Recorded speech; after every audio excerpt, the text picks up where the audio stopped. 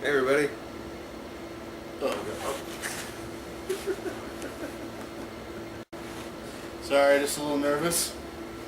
This is me and Ternes. Yeah, doing another welcome to our room segment here. We're actually in My Kyle's name's house Kyle. here. Don't you step over my line.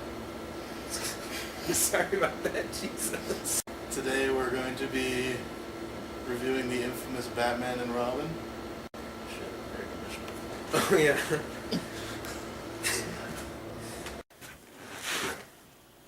Too close. We all know you go on lapses. We're going to be discussing Batman and Robin. Now,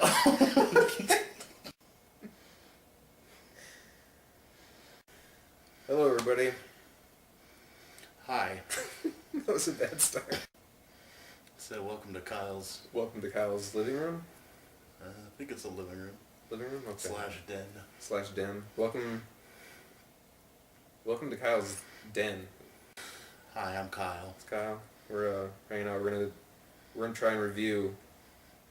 I use that word lightly. Batman and Robin today because we've all seen that movie. Hey kids, have you ever seen an on-screen execution? And I figured since in the movie Batman gets another partner, that Ternes should in fact now get a partner. Yeah. Also, I refuse to watch that movie by myself because that's just sad. So, well, let's do the shortest section of it, which will be what did you like about the movie?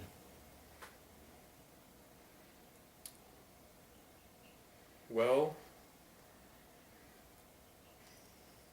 it's really tough to say. I like Uma Thurman. You know, she's cool. Yes. I like Alicia Silverstone in the movie. She's a lot of fun to watch. I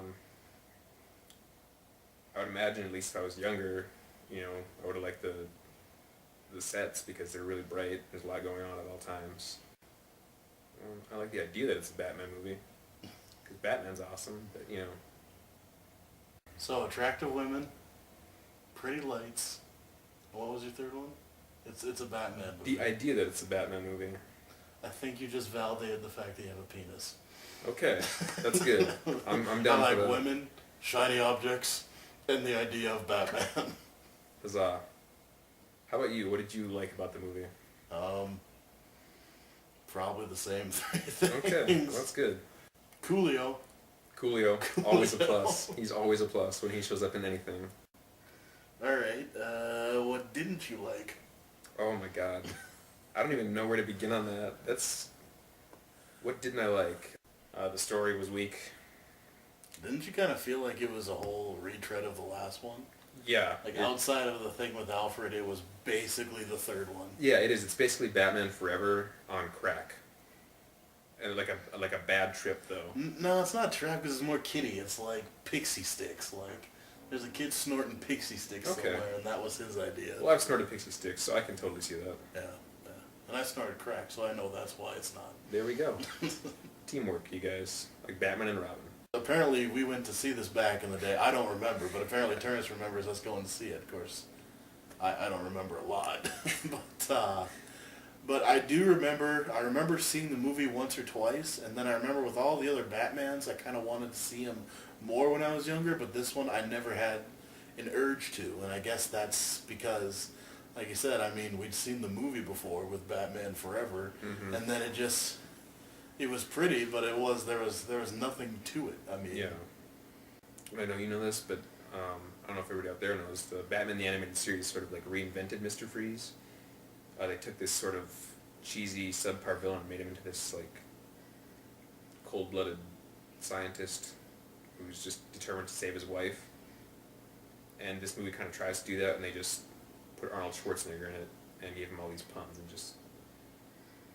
And that, I've told you this before, but that's my biggest problem with the movie is that the villains seem like they're very 1960s Batman. They're very, they're meant to be funny and everything like that, but then kind of Batman and Robin play everything very, very straight and very serious. So like tonally, it's kind of off.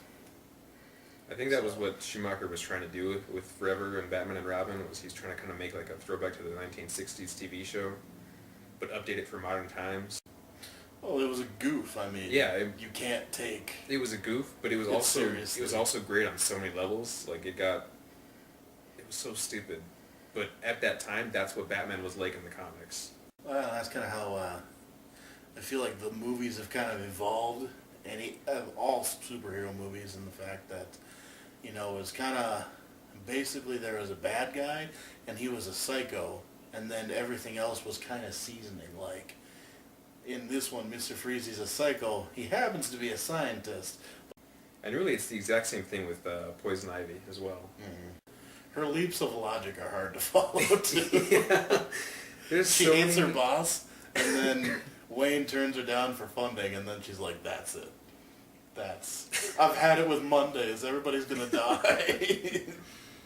And Yeah. Freeze too. When she tells him that his wife is dead, he's like, "Well, my wife is dead." And she's like, "We should make everyone suffer." He's like, "Yeah, Yep. let's kill everybody." They're there, and then all of a sudden they're fucking psycho. Let's break it down into specifics. Number one, the ice. There is no logic to ice in this movie. Yes. First of all, the ice it all looks plastic. It waves, like if it's ever on a car door, if it's ever on anything that moves, Anytime, the ice vibrates. Yeah. And Ternes pointed out to me, there's a scene in which Freeze throws a switch down, and then all of a sudden his hideout gets frozen again, and this butthead needs to throw in the fact that logically you have to have water in order for ice to come somewhere, or else it would just get cold. And it's like, now that you mention it, there's a bunch of ice everywhere, but there's no water. Yeah. So the other thing we noticed about the ice was in the beginning, there's the famous, like everybody calls it Batman on ice, but all the thugs don't have ice skates on, they have rollerblades. Yep. And then Batman and Robin, they get thrown down, bam, they click their heels like they're Dorothy, and skates come out. And then they show them playing hockey or whatever the hell they're doing with the diamond. Yeah. And then if you look down, actually they're wearing roller skates at that time. Honestly, how much does ice cost to make? Like, this was a multi-million-dollar movie, you guys, and they couldn't make ice or teach any of the actors how to skate or anything like that. Rollerblading's not that much harder than skating. I mean, it's a little bit harder, but Yeah. it's not like Just get some ice on the floor. J-Lo. There's a lot of sex in this movie. Yeah, there is. Like a lot of sexuality, and it's fun now, but Yeah. I mean, as a kid, you kind of it's Shrek before Shrek. It is. What was it? What did she say when they were in the asylum? Poison Ivy said to Help you Freeze. grab your rocks. Help you grab your rocks. That's it. Yep. In reference to Freeze's diamonds. And when I was a kid, that would have just gone right over my head. I still don't understand it, but apparently Ternes tells me it's some kind of sexual innuendo. Yeah. Who knew, right? And in the Coolio scene, I didn't notice this before. Well, I probably saw it, but didn't understand. But there's a Clockwork Orange reference in that one of the gangs looks like what's the character's name in that movie? Alex DeLarge. Yeah, it looks like Alex DeLarge. They all kind of got the Yep. belt things on, and they're wearing the white underwear and everything. So once again, something you pick up as an adult and is not kid friendly. This is like a wire fu movie. Yes. Batman and Robin and even Mr. Freeze at one point just fly around the screen effortlessly. It's just ridiculous. I don't understand physics in the real world, and I don't understand them in Gotham either. It just makes no sense. In the ice skating scene, Robin pole vaults onto a rocket ship or up onto a balcony or something, and looks like he's going like maybe about a mile an hour. You didn't pay attention. He javelins onto a platform. Oh, okay. And then does a super jump. Oh. And defies gravity Oh. onto the rocket because he was in the circus. Oh, that's right. That's right. Okay. So I guess technically the physics in this world do kind of make sense for Robin at that one point in time. You gotta break it down. They don't. But whatever. Honestly, the one thing I could probably harp on the most this entire review is that this was again a multi-million-dollar studio movie. It feels like some more effort should have gone into certain aspects of it, and they just kind of like, you know what, that's good enough. Do one take and call it good. Which can work. Robert Rodriguez did the exact same thing when he filmed El Mariachi but his whole thing, the difference was that he planned every shot out meticulously, and they would rehearse it once, then film it, and then move on. In this movie, they're just kind of like, yeah, whatever, we'll just wing it. Okay, you do this, jump over there, and we'll fix it in post. Which, that's another point is that actually, shockingly, the CG actually kind of holds up. A lot of it does, yeah. It actually looks pretty okay. So when did Spawn come out? Spawn, I believe, was also 96 or 97. 97, I think. That so, I mean, that was the first one that really, didn't it set some record, like 200 special effects or something? Yeah, Spawn was just huge in that. They do the smart thing of a lot of it's from far away, and it's a lot of dark colors, so it doesn't, really step out with the background, but it looks good. Yeah, it looks surprisingly good. I kind of feel like the relationship between Batman and Robin in this movie it's strained, but it's like that from the get-go. It just comes out of nowhere. Like, there's, once again, no progression. It's just, they go and fight Mr. Freeze, and then all of a sudden they're... Once again, it's a kid's movie, so, yep. That's all the exposition that's kind of one of the things that I feel really weird about when I talk about this movie and Batman Forever as well. Like, honestly, it is a kid's movie, and I feel like we almost might be holding it to, like, too high of a standard. To an unfair standard. Yeah, right. To an unfair standard, because it is a kid's movie.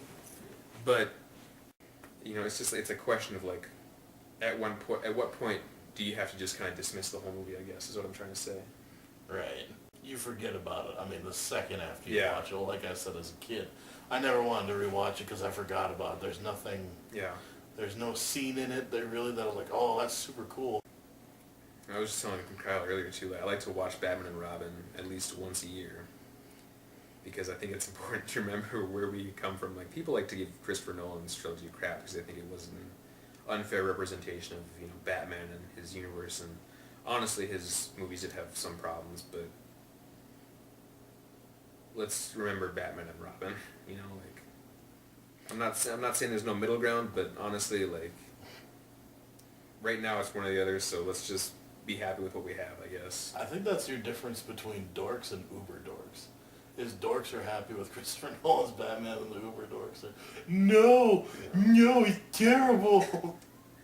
Yeah, I mean... Batman's just a detective with a cape on. That's all he is in that movie. If you revert back to issue 637 of Detective Comics, Batman has this... Well, I think it kind of boils down to the whole thing, too, of, like, a big thing a lot of horror movies use, and even, like, Batman Returns with a lot of the implied violence is that they kind of let the mind make up, because they always say that you can imagine something more horrible than anything the director could ever put on screen. Right. I think that kind of resonates to everybody's Batman, is that there's this one golden aspect of him, because he's so, like, culturally known, that everybody kind of says, well, he's this to me, and everybody kind of, based on their own personality, will grab things out of his, long history and say, well, this is what he is definitively, and there really is no definitive version of him. Yeah. Although this movie is pretty close to what definitively should be in that world. And like I told you, I mean, Mr. Freeze smoking a cigar is... I like to personally believe that Schwarzenegger refused to put it out, and he's like, you're going to film it. Honestly, I would not be surprised if that's what happened. We don't know how much Arnie loves those. And if you notice, he's such a man that even when he cries in this movie, it's a special effect. Yes. One single tear that freezes and blows away. Yeah, it's amazing. Like, you only paid $10 million for Arnold. Arnold cries for 20. We kind of watched this in the afternoon, so we comprehended it more. But I feel like we should have been a lot more drunk, and we should have watched it a lot later at night to truly appreciate everything that it has to offer. That's usually how I watch it, actually. When I do my one time a year, is I watch it late at night with a friend, and we it always ends up the same. We're never paying attention to the movie. We're just talking shit about it the whole time. Because honestly, there's not much to pay attention to, and in this movie, you really wouldn't want to if there was.